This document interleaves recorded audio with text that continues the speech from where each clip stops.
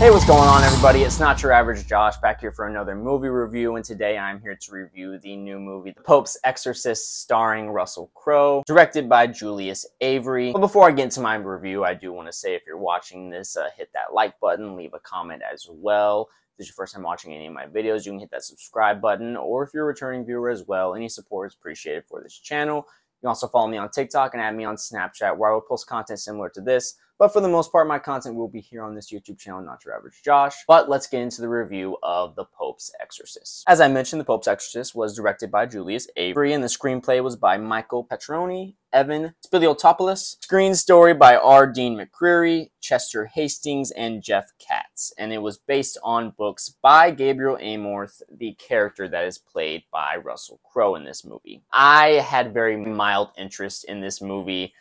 There was a certain level of intrigue just for the simple fact that Russell Crowe was playing this character this late into his career. A couple years ago, he played a very interesting character in the movie Unhinged. If anybody saw that out there, I thought that was a really good movie. And the character that Russell Crowe played, very intimidating and intense, very evil almost type character in that movie. It was very interesting to see him play now this character, playing a priest in a exorcism film. And really, that was the main part that interests me. Really the only part that interests me. To be honest, I'm personally just never been a fan of exorcism films. I feel like the first Exorcist movie, the original one, did such a good job with it. And I feel like all the other ones that I've seen personally afterwards, and again, I don't really seek it out too much because it's not my favorite genre anyway, just it seems like the same shit happens every time. It feels very derivative. It's just, you know, a priest comes, maybe multiple priests, and usually it's a kid or sometimes a woman is possessed by a demon, and you have this whole sequence that ends up culminating in the end where shit just gets crazier and crazier. Everything's moving around the room, shit's going off the walls, the demon's saying crazy shit. If it's rated R, saying fucked up shit. And it can be gross at times, or depending on how the effects work, it can be really cool. It just all feels the same for me, and that's what I was a little concerned and worried about going into this movie.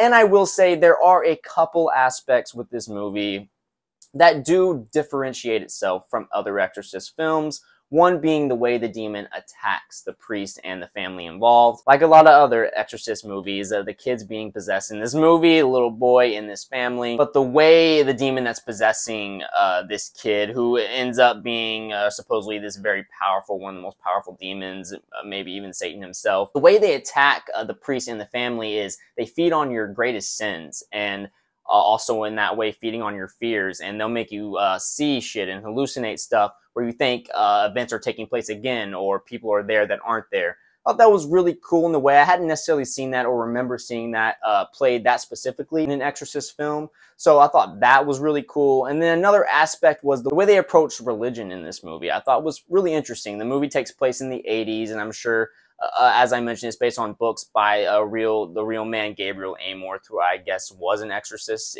for the Catholic Church. You have this time period in the 80s where they're trying to phase out the exorcists that work for the church, because they're coming to this conclusion where, come on, we're in 1980s now. We got to move past these old ways of thinking that there's demons controlling people. Come on, that's all old way thinking. And you have Russell Crowe's character, Gabriel Amorth, who's like, nah, I've been around long enough. I've seen there are instances where there's real demons. But he even mentions himself, even believing so, that like 98% of the cases, I think he mentioned, are definitely people who are just mentally ill, just need to see a doctor or something, maybe just sick with something, they don't know. But he did say that, obviously in the movie, I don't know, obviously, who knows how real the shit is, but like 2% of people that he's seen, or maybe even 1%, are people that are actually possessed by a demon and need real exorcist type shit. So I thought those two real aspects definitely made it interesting at times in this movie, but in the end, it really just ends up divulging into going to some big old house, and the ground that this huge house is on is haunted because a lot of fucked up shits happen. They do get into some things the church has tried to cover up, which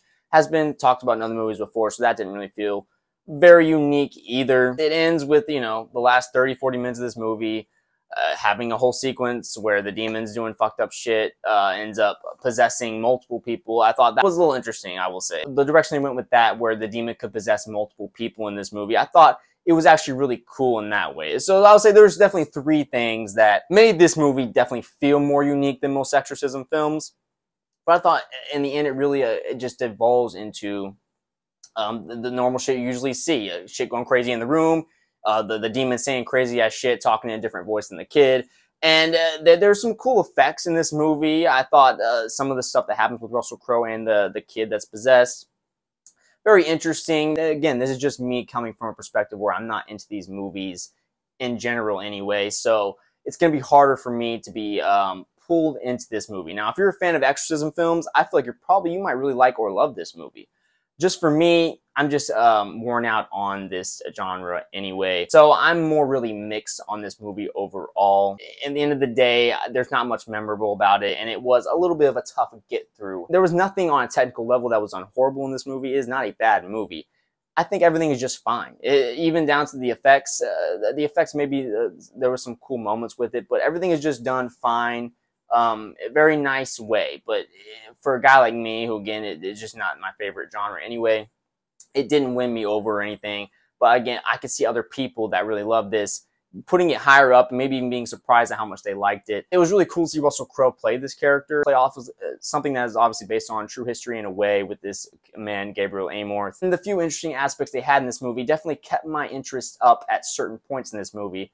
But there were at times where I was just like, okay, I've seen this all before. Nothing really new here for me. But that's my main thoughts. I'm going to give The Pope's Exorcist a 5 out of 10. Nothing too egregious with this movie. It's not a bad movie, not horrible. It's just fine to me. And so that's really why I place it where I place it. But what do you guys think? Have you seen this movie? Do you care to see this movie? What is your thoughts on exorcism films? What is your favorite exorcism film? Obviously, as a guy that's not my favorite type of movie, maybe you can leave a comment and it'll be a movie I can go check out. Maybe I'll enjoy it a lot. Whatever you guys think, leave a comment below. Hit that like button if you enjoyed this video. And if this is your first time watching any of my videos, hit that subscribe button as well. Or if you're a returning viewer, any support for this channel is very much appreciated. You can also follow me on TikTok and add me on Snapchat, where I will post content similar to this. But for the most part, my content will be here on this YouTube channel, Not Your Average Josh. So again, I appreciate all the support. Be looking for more videos very soon, and I will talk to you guys later.